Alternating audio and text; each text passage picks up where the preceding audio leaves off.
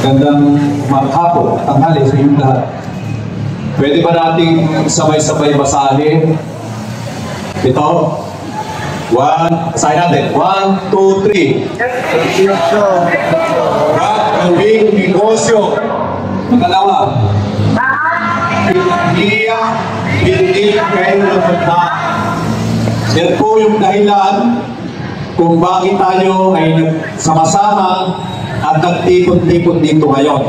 Iwanan natin yung ating mga anak, pamilya, para maglingkod para sa interes ng sambayanan. Nagtitis tayo ng init, nagmarcha tayo, nagsakripisyo, hindi para sa ating personal na interes, kundi para sa kapakanan ng taong bayan. Ang privatization ay masama. Masama. Yan po yung ating mahabang karanasan, kaya nun pa tayo ay tutol na yung sektor ng serbisyo ay i-privatize, ipahawak sa mga malaking negosyante at patakuhin negosyo dahil automatic. Pag yung sektor ng serbisyo ay hinawakan ng pribado ng malaking negosyante gagawing negosyo, siyempre dahil negosyo, itataas ang presyo. At pag itinaas ang presyo, mahihirapan ang taong bayan. Yan ang nangyari sa kuryente bago ang privatization.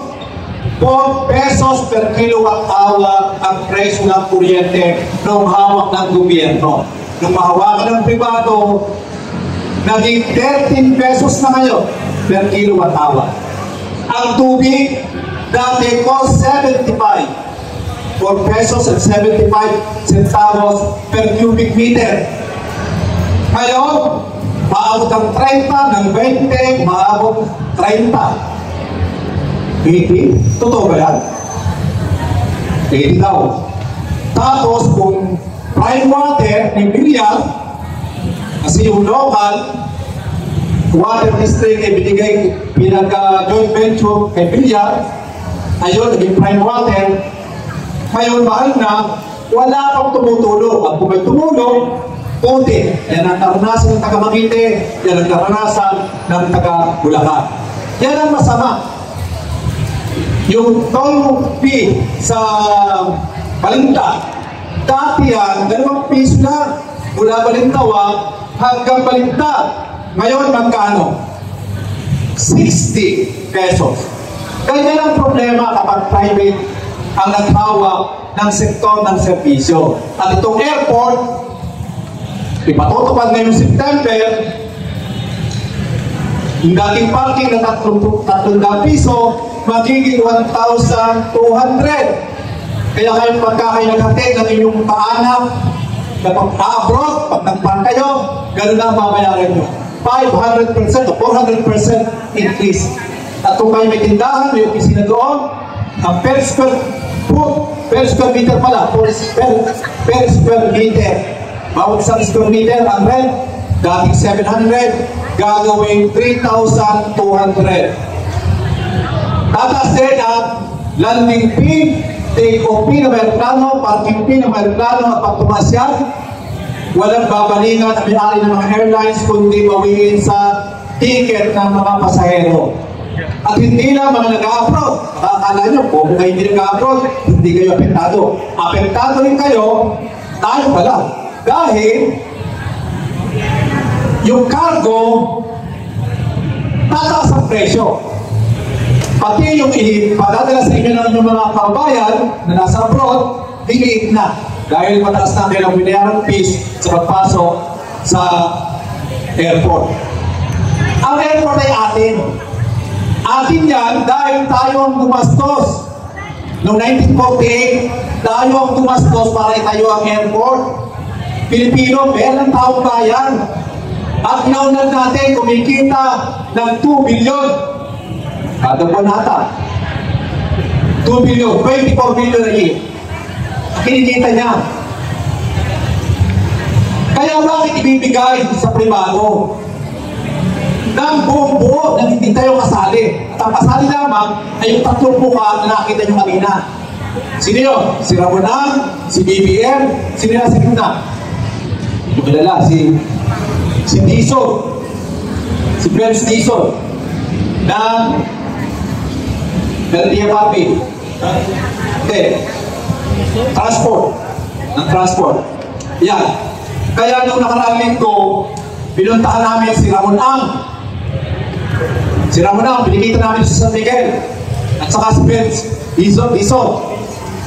Doon sa San Miguel, sa Ortigas, dahil sa picket namin, bumaba si Ramonang. Kinausap kami. Ang sabi niya,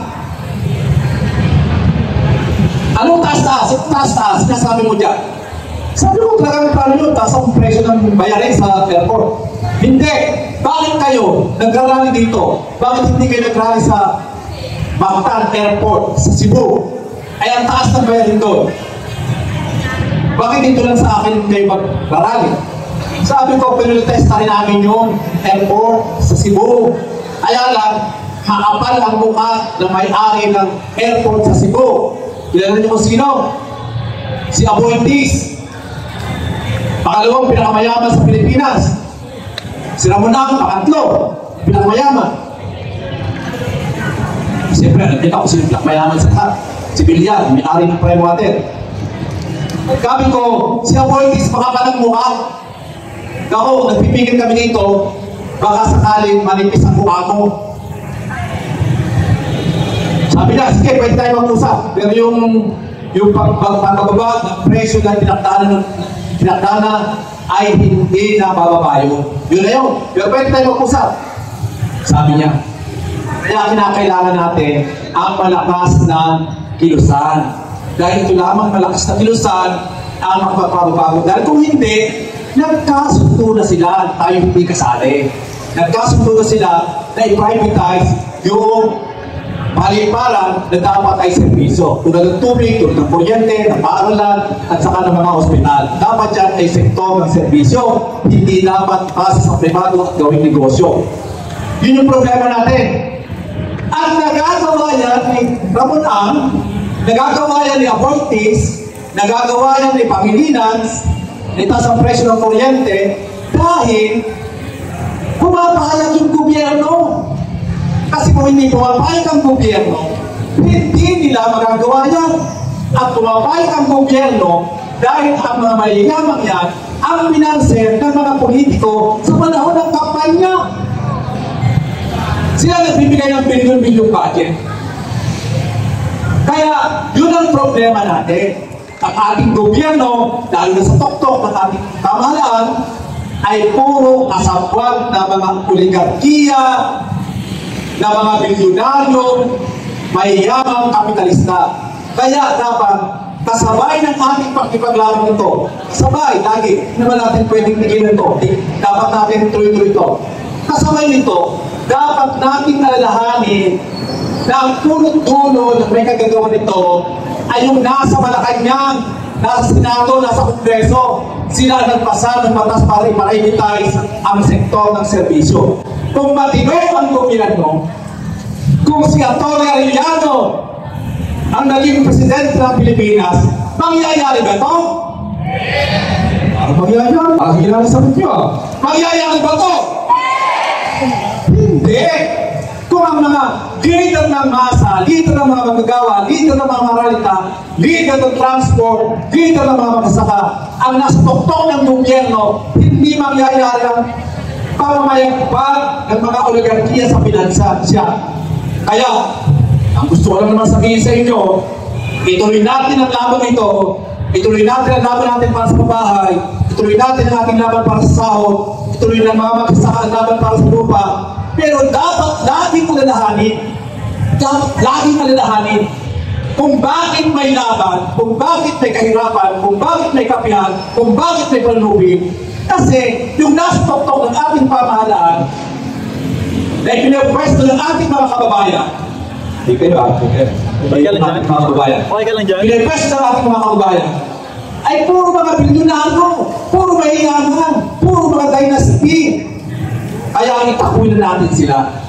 Kasabay ng ating pagkipaglaban para sa reforma, sa mga kahilingang kakyat, lagi natin isa-isip na dapat klaro na may na pulot-dulo ng lahat ng itong problema natin ay yung tuktok ng ating gobyerno, mga dynasty. Dahil pag hindi natin pinalitan, pag hindi natin inagaw ang political power, walang katapusang forum, walang katapusang rally, walang katapusang welcome ang gagawin natin. Ay hindi naman tayo pinanganap para mag-rally na lamang. Ang gusto natin, magkaroon ng isang matindong pamahalaan na walang privatization. Maraming salamat. Mabuhay ang ating pagkibang.